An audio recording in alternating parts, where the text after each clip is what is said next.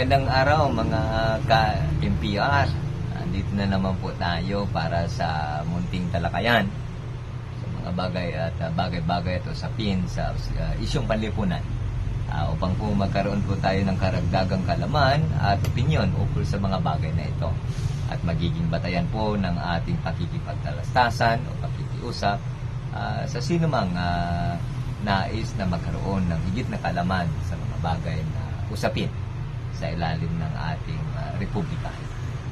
Kaya po ay andito po tayo para sa patuloy na pag-uusap. Sa kasalukuyan po, ang naging usapin po ngayon ay yung mga protesta. Protestang ginagawa ng iilang grupo at maging din po ng isang leader ng pananampalataya na nagmula sa Davao.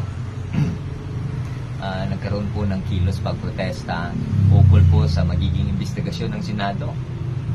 Naging dahilan din po na kumikilos din po ang mga kasama ng Senado na mga kanila din pong posisyon sa mga bagay na ito. Linawin po natin ang issue dito. Ang issue po dito ay isang investigasyon na ikakasa ng Senado batay maaari doon sa reklamo patungkol po sa SMNI. Dahil po dito ay magkakaroon po ng investigasyon maging ang Kongreso at Senado, maaaring magkaibang investigasyon.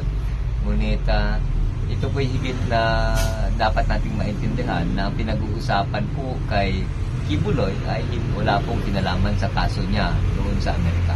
Sapagkat bukod tanging lamang po siya ang may katungkulan na harapin ito o hindi harapin, depende sa kanyang kagustuhan. Ngunit wala pong kinalaman ang ating bansa maging ating pamalahan sa mga bagay na ito. Pero kung ito po ay patungkol doon sa SMNI, ito po ay isang franchise na ibinibigay ng ating gobyerno sa pagpapahintulot po ng Kongreso.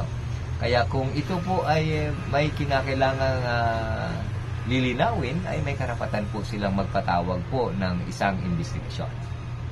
Kaya yung binigay po sa leader ng pananampalataya na si Kibuloy ay isa pong sampuena para ito'y humarap sa isang pagdidinig upang malaman po yung mga bagay na pangyayari. At nang sa ganun din po ay maipahayag po niya ang kanyang depensa o ang kanyang paliwanag para maintindihan po ng lahat.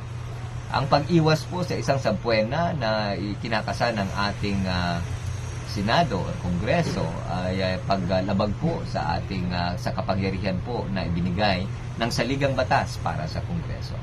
Ang sinasabi po dito in the Senate, the Congress has they are provided with the power in aid of legislation to conduct investigation, deliberations or even hearing for that matter.